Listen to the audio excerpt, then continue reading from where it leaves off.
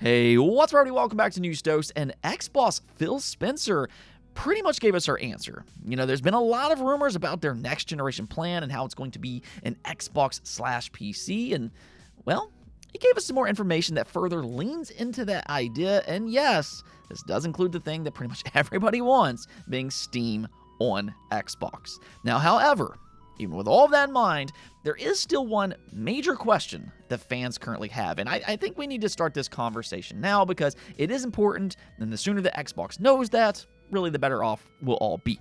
Now, we also got some welcome updates for some beloved horror games, so do make sure to stay tuned for that. But first, I do want to thank my supporters on Patreon and on YouTube memberships.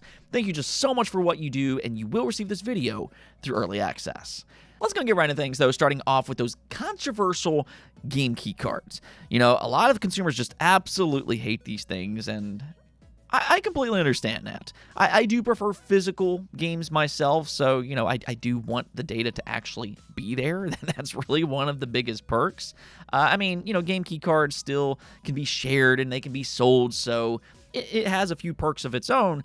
But at the end of the day, and I think we all kind of know this already, despite what some consumers might want, it doesn't really seem to matter because AAA publishers want that all-digital future, and they're really on a mission to complete that goal. Well, interestingly, Capcom was recently asked about game key cards and whether or not they're going to track them as digital or physical units sold, in which they responded, it will be digital on their spreadsheet. So this really is just another way for them to pump those numbers up to further sell the idea that digital is the future, and that's what consumers want. Yeah, it really does seem like that all-digital future is on a fast track. Now, speaking of Capcom, I actually have some really good news here because they held a hands-on preview for Resident Evil 9, and those details are starting to make their way online. That was the thing about the Summer Game Fest reveal. It more so introduced us to its new character than anything else, but there's still a ton of mystique that surrounds this game and how it actually plays.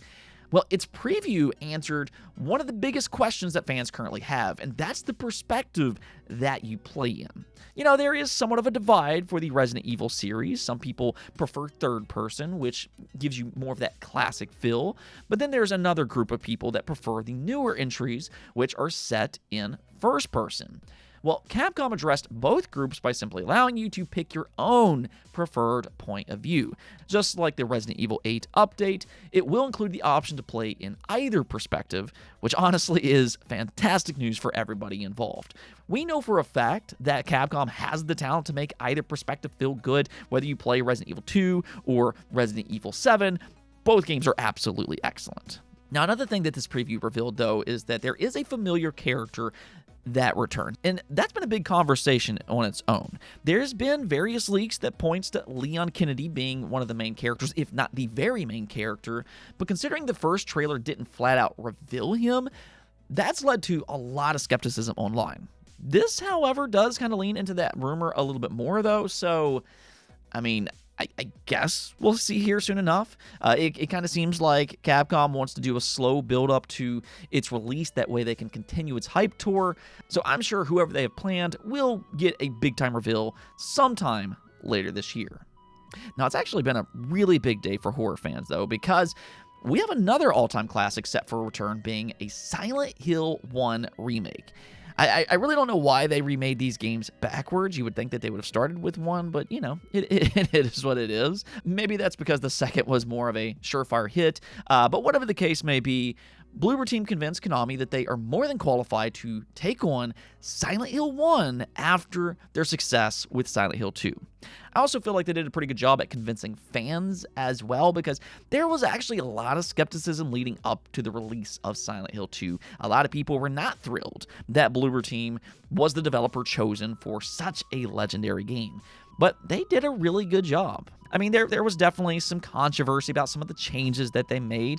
They probably weren't necessary, and they also kind of botched the PS5 Pro version, but ultimately they did a very good job with its remake, and it really goes up there with some of the best remakes made. It's also just one of the better horror experiences out there, and I'd highly, highly recommend it.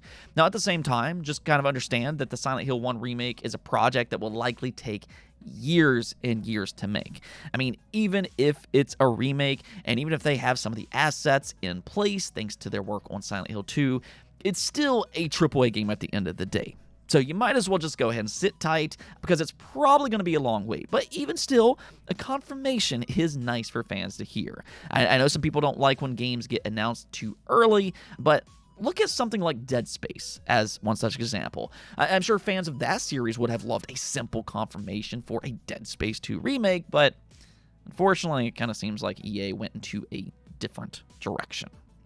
All right, now let's go and talk about Xbox and their next generation plans. This is something that we've talked a lot about on the channel these past 6 months, and I've seen it in the comments. There are the occasional people that says, well, these are all just rumors. Which, hey, that's 100% true. I've never tried to sell them as anything but rumors. So, of course, we still don't have that official confirmation from Xbox themselves. But, well, Phil Spencer, as he often likes to do, dropped some interesting details about what they're doing behind the scenes. And a lot of this leans into the idea that the Xbox ROG Ally is kind of a bridge to a bigger plan of theirs. Check this out. This was a part of the official Xbox podcast. So one of the things that Sarah said during her segment where the ROG Xbox Ally was introduced was bringing together the power of Xbox and the freedom of Windows. Yeah. How are those teams working together to deliver that Xbox experience on what is a Windows device? There's probably three things I would hit on. Well, I've been at Microsoft for a couple days, and I would say this is the tightest collaboration I've seen between the gaming organization and the Windows team in my 3 decades at the company. Like, it's really amazing to see the teams focusing on opportunities for us to make the experience better, and working really as one development team to realize that. Now, when you say the freedom of Windows, Windows is an open platform. And we want to support that on this device, meaning if you've got a storefront that you love, we want to make sure that that's fully supported here. If you've got a social place that you go, like a Discord or something that you use to do voice communication, text communication, we want to make sure that's supported. This is not a closed platform. But there's some uniqueness then when you're supporting an open platform, but you want it to work as appliance-like, as a game console. And I think that's where these two teams coming together can really create something great together. So that's the thing that Xbox brings, kind of the separate second thing of we've, for 25 years, almost, we've been working on a console experience that you turn it on, it works, your games are there. And how do we bring that to the Windows ecosystem so you get the freedom of Windows to use the storefronts and the applications you want to use, but it feels like a device that's purpose-built. And then I'd say under the hood, we also know there's work for us to do on battery life, on interruptions, on performance.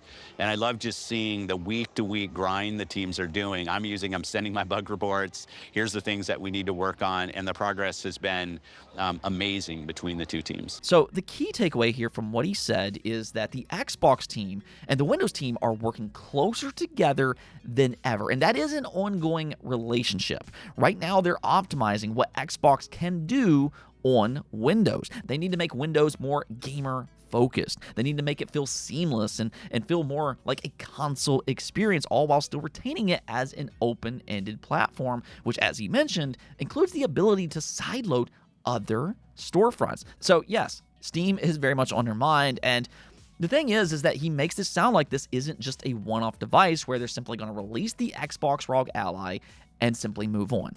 This is a part of a much bigger plan for them. Now, the way I view the Xbox ROG Ally is that it's more or less an early prototype for their next generation console.